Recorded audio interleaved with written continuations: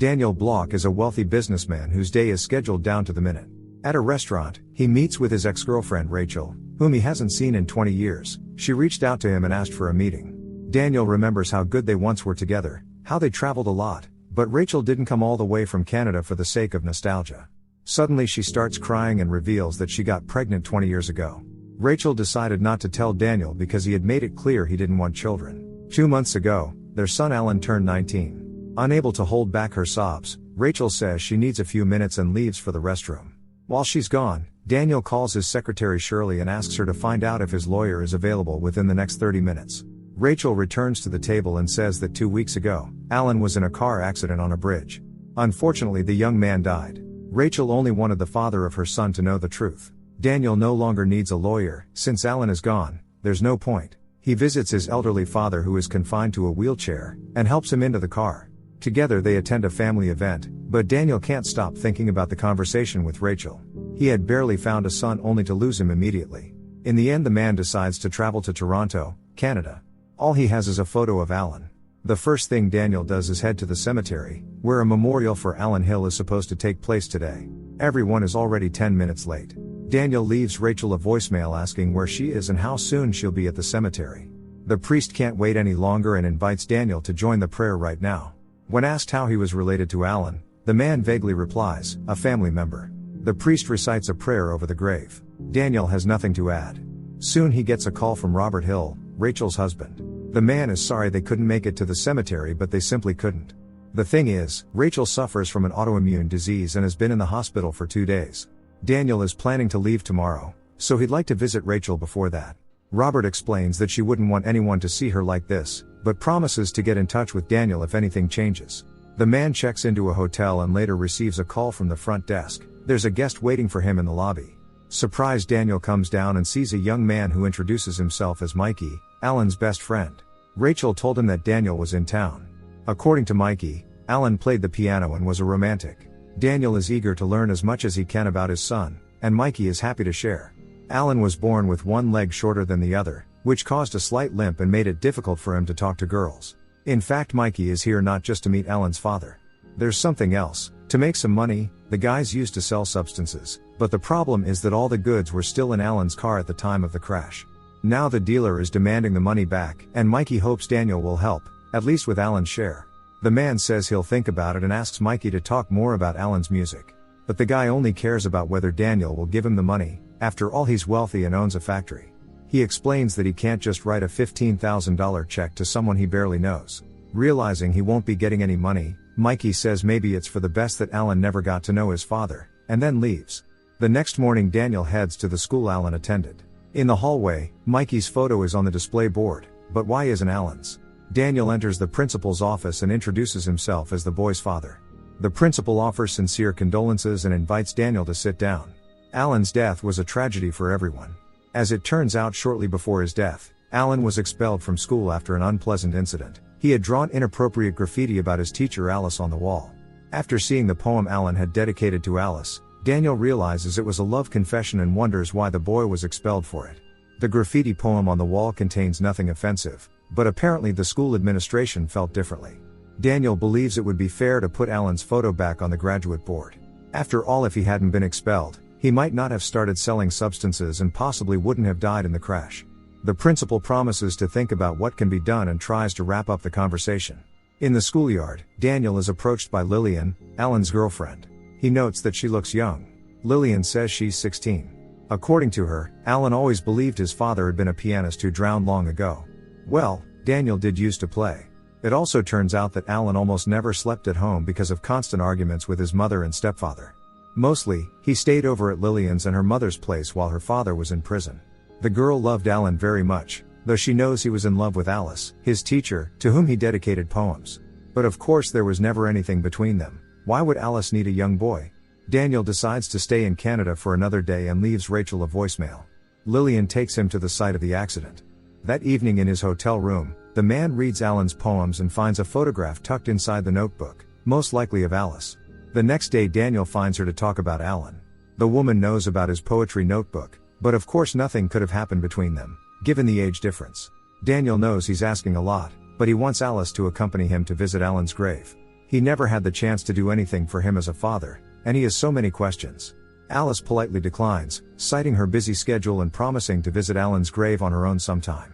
Before she leaves, Daniel asks why his son suddenly fell in love with her in the first place. Did she give him any reason to? Alice walks away without answering. Daniel brings flowers to Alan's grave alone and meets a man named Jacob Harris, who is visiting the grave of his daughter Elizabeth. Looking at the photographs on the tombstone, Daniel notes how beautiful she was. Jacob says that's true, everyone always envied Elizabeth's beauty. She was a talented violinist and the top student in her class. Unfortunately, Elizabeth suffered from depression and did something irreversible at 18. Jacob's wife, Sonia, doesn't visit the grave, as she still can't come to terms with her daughter's death.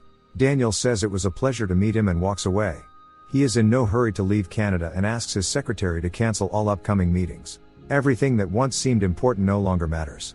The next day Daniel comes to Alice's classroom. She teaches French literature. Since Daniel received permission from the principal, she can't ask him to leave. The man simply wants to sit and listen. Alan's classmates are puzzled, as they thought his biological father had died long ago. Daniel explains that Alan's mother never told him about the pregnancy because he never wanted children, and she knew that.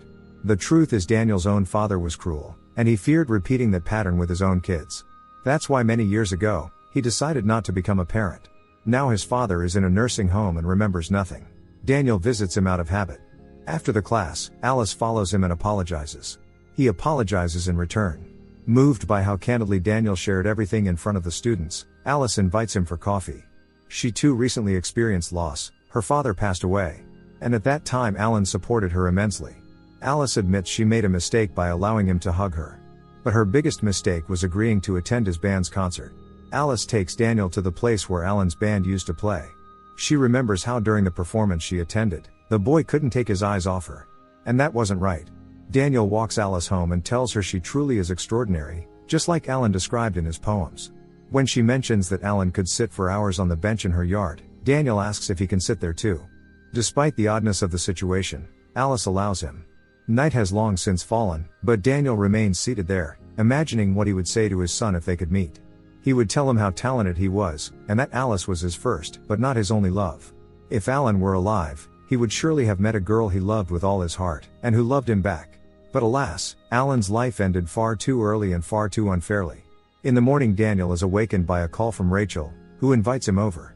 Robert greets him at the door and welcomes him inside. Rachel still looks unwell but is feeling much better. Flare-ups happen sometimes. When Robert goes to the kitchen to pour drinks, Daniel tells Rachel that he met Alan's friends, even Alice. But Rachel doesn't think that woman is so wonderful. In her opinion, Alice ruined Alan's life. Daniel is stunned to learn that shortly before Alan's death, Alice filed a police report against him. The boy was obsessed with her. And when he found out about her affair with the school principal, Thomas, it completely broke him. Rachel is grateful Daniel came, but she wants him to go back to his life. They all need to find the strength to move forward. But instead Daniel goes to Alice once more and asks her to explain the police report. Alice says she had no choice, Alan followed her everywhere. At some point her patience ran out. He could sit on that bench for days. The accident happened the same day she filed the complaint, and Daniel blames her for the young man's death. In a burst of emotion Alice calls him insane. Alan was ruining her life, stalking her, threatening her. She simply didn't know what else to do. Today Daniel is supposed to fly back home. But he changes his mind and instead of going to the airport heads to the cemetery. He regrets not being there for his son when Alan's obsessive love for Alice was eating him up from the inside. It's Elizabeth's birthday today, and Jacob has brought a bottle of wine. He invites Daniel to join him. Looking at Elizabeth's photo, Daniel says that if Alan had met her, he surely would have fallen in love, and that might have changed the course of his life. Jacob too often thinks that everything might have been different if his daughter had fallen in love. Maybe it would have softened her sadness. Jacob tells him about an old Chinese tradition. There's a belief that when a young woman or man dies, their family seeks a partner for them in a posthumous wedding, so their soul won't be lonely in the afterlife. There was a time when Sonia, Jacob's wife, became so desperate that she really started looking for someone for Elizabeth. It was unbearable for Jacob to watch his once rational wife slowly lose her mind. Eventually she grew exhausted and gave up on the idea. But Daniel doesn't think it's that crazy. They could hold a wedding for Alan and Elizabeth. When Rachel hears this, she doesn't know how to respond. She never expected something like this from Daniel. It's so unlike him. He believes it could help their son forget Alice. Rachel reminds him that Alan is dead, and nothing can be changed anymore. Left alone, Daniel plays the piano for the first time in a long while, imagining he and his son are playing a duet. He is interrupted by the receptionist, who explains that playing music at night is not allowed in the hotel. Understanding how much this means to Daniel, Rachel agrees to accompany him to meet with Jacob and Sonia, on the condition that he doesn't bring up the wedding again. The Harrises warmly welcome Daniel and Rachel into their home. The two couples sadly remember their children, taken too soon. But when Daniel mentions Alan's limp and Sonia says she doesn't like that, it comes as a shock to Rachel. What right does that woman even have to say such a thing? Daniel and Jacob try to smooth things over, but Rachel leaves anyway. She's had enough of this farce. Daniel follows her, and in her car they talk about what happened.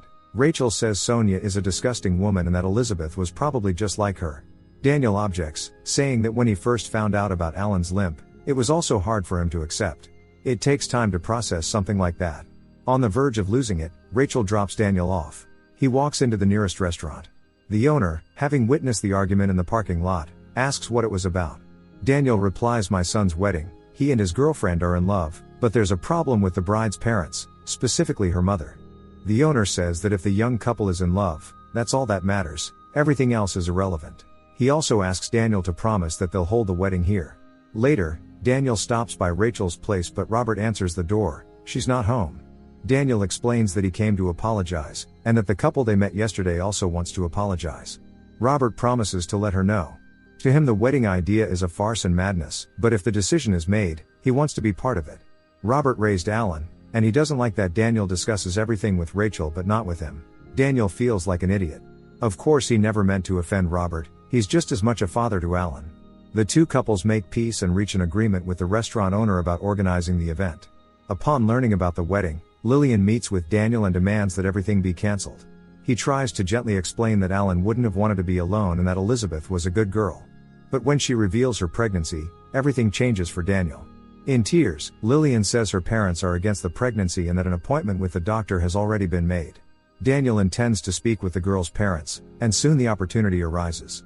But Lillian's parents are unyielding, convinced this will ruin her life. Moreover, Lillian's father Alex, who was recently released from prison, is angry. Alan lived with them for 3 years, and during that time they never heard a single word of gratitude. Alan stole $6,000 from them and did other bad things. Alex begins insulting Alan in every possible way, and Daniel asks him to stop. The conflict nearly escalates into a fight. The women break them apart, and Rachel takes Daniel away. He returns to the site of the accident, overwhelmed by unbearable sorrow. At that moment rain begins to fall, and Daniel takes shelter at a bus stop. Perhaps his son's life would have turned out differently if his father had been there. Daniel ends up falling asleep at the stop. Early in the morning he returns to Lillian's parents' house and says he's ready to give everything he has to Lillian and her child. He himself needs nothing anymore, he just wants to see his grandchild grow up. Now calmer, Alex says firmly that this is not Daniel's decision to make. It's up to them to decide what to do, because Lillian is their daughter. Not knowing what else to do, Daniel returns once more to his son's grave. The man realizes that Alex is acting the way any father would. He wants a better future for his daughter. And Daniel knows one thing. He would never have been cruel to Alan, not if he had raised him himself. Soon the wedding of Alan and Elizabeth takes place, with only the closest loved ones in attendance. Daniel's father is there too. Seeing Lillian with surprise, Daniel walks up to her and silently wraps an arm around her. The priest binds the deceased bride and groom in marriage. Everyone present understands that this ceremony is above all a way to bring comfort to grieving parents. One must cherish every moment spent with loved ones, or it might become too late.